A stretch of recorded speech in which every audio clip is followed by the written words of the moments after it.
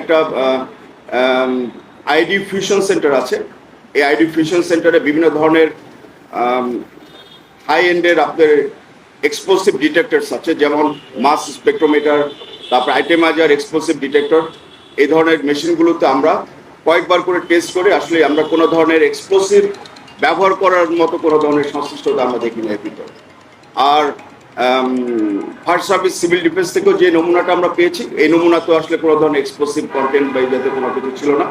তো এরপরে আমরা আরও নিশ্চিত হওয়ার জন্য আমাদের একটা ডগ স্কোয়াড আছে, যেটা যারা এক্সপ্লোসিভ ডিটেক্ট করতে পারে স্নিপিংয়ের মাধ্যমে গন্ধ শুকে, তাদেরকে নিয়ে এসে আমরা যে কয়টা ফ্লোরে আগুন লেগেছে প্রত্যেকটা ফ্লোরেই আমরা ওদেরকে দিয়ে সার্চ করেছি, এবং তার সাথে আমাদের এক্সপ্লোসিভ সুইপিং টিম যেটা ছিল তারাও সার্চ করেছে। আমরা আসলে এক্সপ্লোসিভ ব্যবহার করার মতো কোনো ধরনের এক্সপ্লোসিভ ব্যবহার করার মতো আসলে কোনো ধরনের কোনো আলামত বা কোনো কিছু আমরা পাইনি।